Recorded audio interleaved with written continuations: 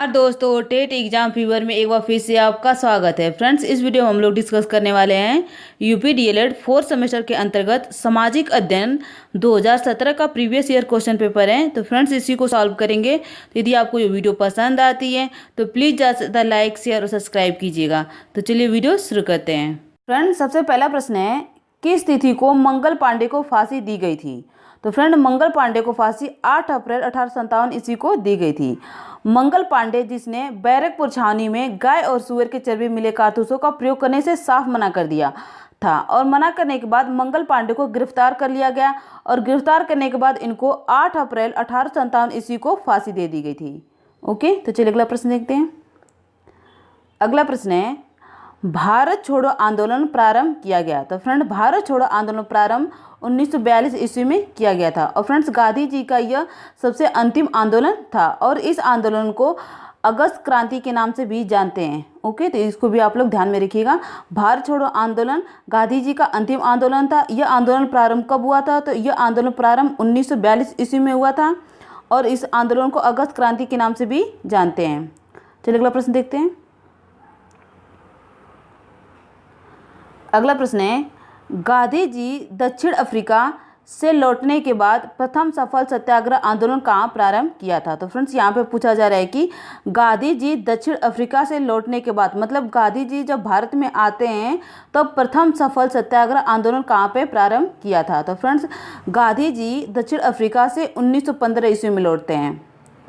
गांधी जी दक्षिण अफ्रीका से भारत 1915 ईस्वी में लौटते हैं। उसके बाद प्रथम सफल सत्याग्रह आंदोलन कहाँ पर किया था? तो इन्होंने प्रथम सफल सत्याग्रह आंदोलन चंपारण में किया था। और फ्रेंड्स, यदि आपसे यही प्रश्न पूछा जाता कि महात्मा गांधी ने पहली बार सत्याग्रह का प्रयोग कहाँ पर किया था? तो महात्मा गांधी ने पहली बार सत्याग्रह का प्रयोग दक्षिण अफ्रीका में किया था।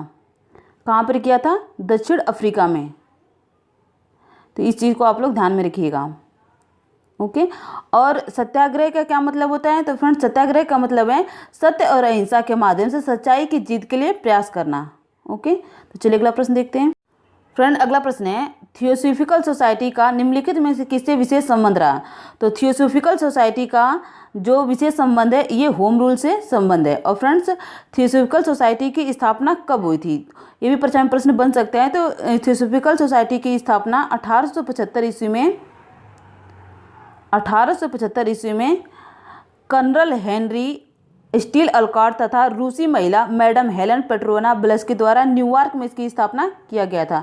तो फ्रेंड्स, ये नेम आप लोग याद रखिएगा, ये परीक्षा में प्रश्न बन सकता है। ओके, चलिए देखते हैं। अगला प्रश्न है, वायुमंडल का भार सर्वाधिक किस मंडल पर होता है? तो फ्रेंड्स, वायुमंडल का भार सर्वाधिक जो है ये क्षोभ मंडल पर होता है। और फ्रेंड्स, वायुमंडल में 5 परतें पाई जाती है। ये भी प्रश्न बन सकता है कि वायुमंडल में कितनी परतें पाई जाती हैं? तो वायुमंडल में 5 परतें पाई जाती है। सबसे जो निचली परत है ये क्षोभ मंडल है, फिर उसके बाद समताप मंडल होता है, फिर उसके बाद मध्य मंडल होता है। समताप मंडल के बाद मध्य मंडल होता है, मध्य मंडल, फिर उसके बाद आयन मंडल होता है, और जो सबसे लास्ट मंडल होता है ये वायुमंडल होता है। ओके, वायुमंडल होता है। तो इसको भी आप लोग ध्यान में रखिएगा। और फ्रेंड, जो क्षोभ मंडल है, मौसम संबंधी सभी घटनाएं इसी में होती हैं। मौसम संबंधी घटनाओं का तात्पर्य यहाँ पे ये है कि जैसे वर्षा, तूफान आदि, ये जितनी भी घटनाएं होती हैं ये सभी क्षोभ मंडल में होती हैं। ओके, तो चलिए अगला प्रश्न देखते हैं। अगला प्रश्न है, भारत के उत्तरी राज्यों में शीत ऋतु में वर्षा किस प्रकार की होती है? तो भारत के उत्तरी राज्यों में शीत ऋतु में वर्षा ये पर्वतीय होती है। ओके, तो चलिए अगला प्रश्न देखते हैं। अगला प्रश्न है, उत्तर प्रदेश के निम्न परियोजनाओं में से कौन पेयजल परियोजना नहीं है? तो फ्रेंड्स, यहाँ पे पूछा जा रहा है कि कौन पेयजल परियोजना नहीं है।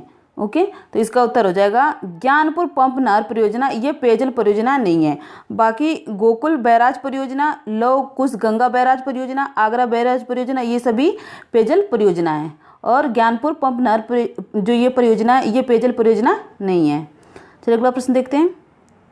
अगला प्रश्न है, उत्तर प्रदेश के दिया सलाई उद्योग का प्रमुख केंद्र है? तो फ्रेंड्स, उत्तर प्रदेश के दिया सलाई उद्योग का प्रमुख केंद्र जो है ये बरेली है। ओके, तो चलिए अगला प्रश्न देखते हैं। उत्तर प्रदेश का प्रमुख लोकगीत कौन है? तो फ्रेंड्स, उत्तर प्रदेश का प्रमुख लोकगीत विरहा है। ओके, तो चलिए अगला प्रश्न देखते हैं। अगला प्रश्न है, 2001 से 2011 की जनगणना के अनुसार उत्तर प्रदेश की जनसंख्या में कितने प्रतिशत की 10 की वृद्धि दर रही है। तो फ्रेंड्स यहाँ पर पूछा जा रहा है कि 2001 से 2011 की जनगणना के अनुसार उत्तर प्रदेश की जनसंख्या में कितने प्रतिशत की 10 की वृद्धि दर रही है। तो इसका उत्तर हो जाएगा 20.09%। ओके, तो चलिए अगला प्रश्न देखते हैं। अगला प्रश्न है, भारतीय अर्थव्यवस्था के पिछड़ेपन का सर्वप्रमुख कारण क्या है। तो फ्रेंड, भारतीय अर्थव्यवस्था के पिछड़ेपन का सर्वप्रमुख कारण है देश की विशाल जनसंख्या। ओके, तो चलिए अगला प्रश्न देखते हैं।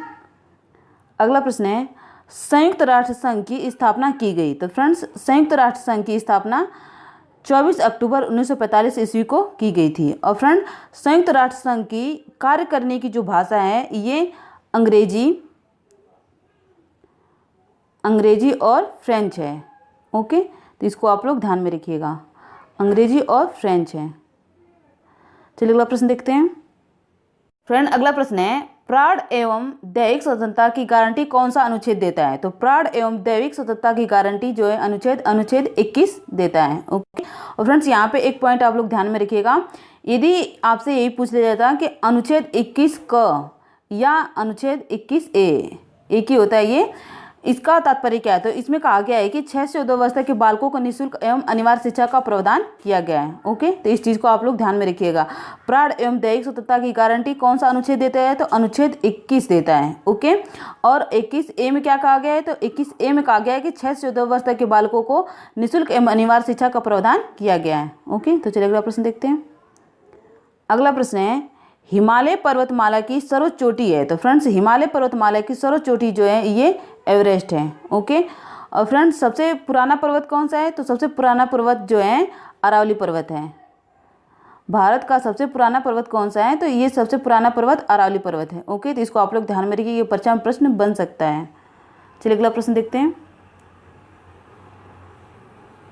अगला प्रश्न है, कौन सा तत्व किसी स्थान विशेष की जलवायु को प्रभावित नहीं करता है। तो फ्रेंड्स, इसका उत्तर हो जाएगा खनिज संपदा जो है ये किसी स्थान विशेष जलवायु को प्रभावित नहीं करता है। तो फ्रेंड, ये थे प्रीवियस ईयर के MCQ। तो फ्रेंड्स, यदि आपको ये वीडियो पसंद आती है तो प्लीज़ ज़्यादा से ज़्यादा लाइक, शेयर और सब्सक्राइब कीजिएगा। धन्यवाद।